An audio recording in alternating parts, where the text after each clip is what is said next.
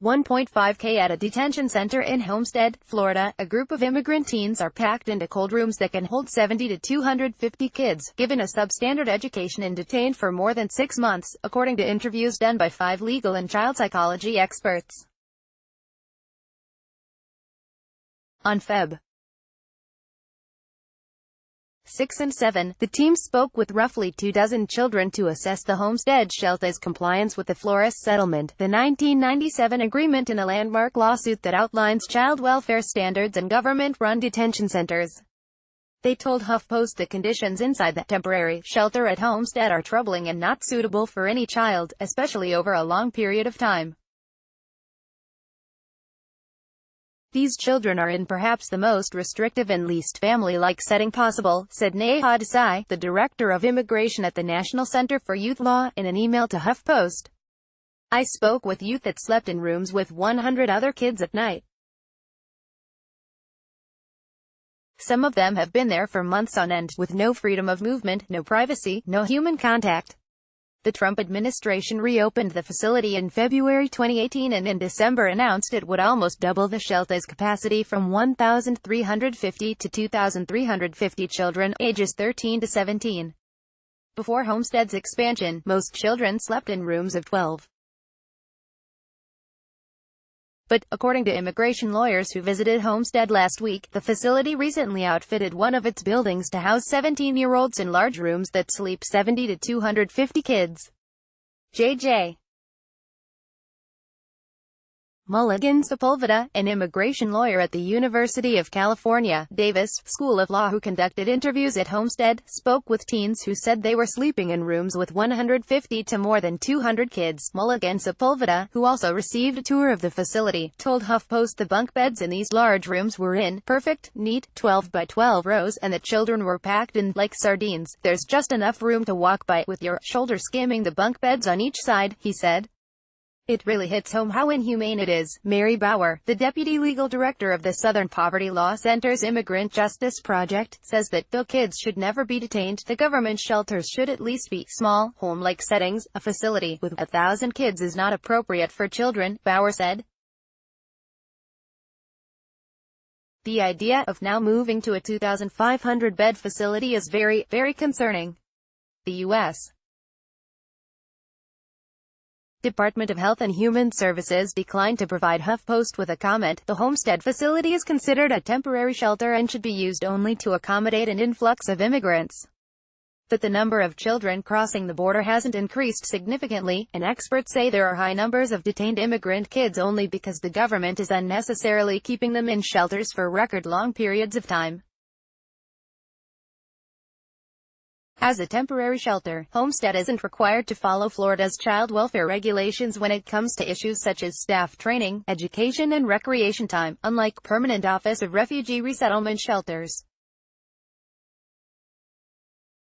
Nor was Tornillo, a tent city that had the capacity to house 3,800 immigrant kids in the Texas desert, which was shut down in January amid public outcry.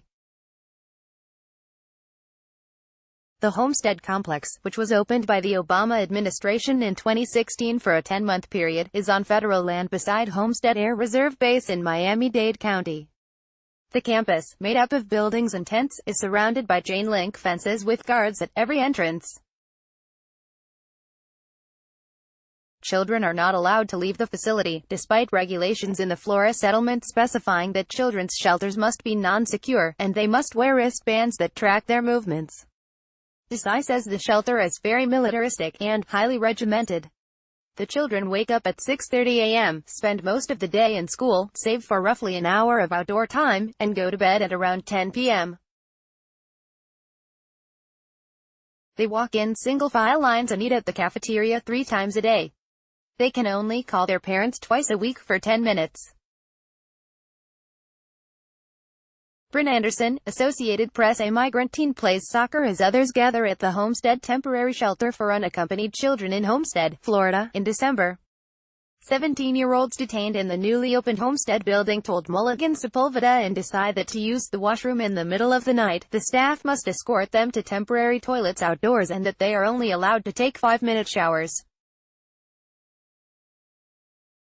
They told the lawyers that the buildings were always cold and that they weren't allowed to touch one another, which was also a rule at Tornillo. Mulligan Sepulveda interviewed a 17-year-old girl who burst into tears because she was so desperate for a hug. He also spoke with a boy who only got to see his brother for an hour and a half each week because the teens were placed in separate buildings. "It's basic human contact that people need," said Mulligan Sepulveda. "Kids spend all this time together, 5 to 6 months, and make friends. But when someone leaves or gets transferred, they can't even hug each other to say goodbye." Desai said many of the children she spoke with had a hunger for human connection and suffered from the sheer emotional deprivation of not getting to touch another human being for months on end. She added that when young people are warehoused together, there's no way to meet their educational, physical and emotional needs. They are existing in this highly regimented structure that leaves no space for any individualized attention, she said. Mulligan Sepulveda said children also complained about their schooling, which takes place in large tents subdivided into classrooms. Mateo, a 17-year-old who was recently released from Homestead after 7 months and who requested a pseudonym to protect his privacy, told HuffPost that noise traveled between the classrooms, making it a very loud and very distracting experience. The teachers at Homestead aren't certified by the Miami-Dade County Public School District, according to the New York Times. They were when the Obama administration opened the shelter in 2016. A former teacher at Homestead recently told the Miami Herald that the children were given few books and that those books were often below their grade level. She said her students were enthusiastic to learn English but described the learning situation as not a school. Mulligan Sepulveda and Desai said that, though Homestead is designed for short-term stays, they interviewed kids who had been in the shelter for more than 6 months and who had no idea when they would be released to their sponsors. According to HHS, are detained at Homestead for an average of 67 days. It's completely baffling how they are justifying keeping kids there for up to 9 months at a time, Desai said. In my mind, there's zero justification for keeping kids there for several months, let alone these extreme cases of 8 or 9 months. The Southern Poverty Law Center, the Legal Aid Justice Center and a Washington, D.C.-based law firm recently filed a class action lawsuit against the Trump administration, in part because of how long it's keeping children detained. The filing describes how the sponsorship process is not transparent, and how case managers have the discretion to prolong the procedure or deny applicants based on subjective criteria. Mateo's father, Pablo, who also requested a pseudonym to protect his privacy, submitted his sponsorship application on July 25 and waited 7 months for his son to be released. Throughout that time, he was told by caseworkers and social workers that he needed to resubmit his fingerprints, move into another apartment and send in 3 rounds of additional paperwork, all of which cost him hundreds of dollars in transportation and rent. Meanwhile, his son struggled with mental health issues at Homestead and experienced headaches so severe that he broke out in screams and was taken to a hospital, according to the court filing.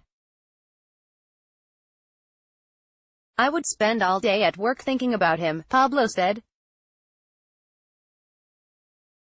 "I would come home at night and would feel very sad." Desai says that her legal team is still evaluating what to do with the information they gathered from kids at Homestead. She says it's important to tackle the foundational issues that result in temporary shelters like Homestead, such as the fact that the government isn't speedily releasing children to sponsors, in addition to exposing worrisome conditions. "We are trying to be thoughtful about the systemic issues," she said. "If you shut down one place, it doesn't mean the next place isn't just going to crop up." Immigrant children being used as bait to arrest sponsors. Class action lawsuit alleges immigrant children are being detained for months. Their families decided to sue. Migrant children describe Tent City as punishment. Experts say download. Do you have information you want to share with HuffPost? Here's how. Angelina Chapin, reporter, HuffPost.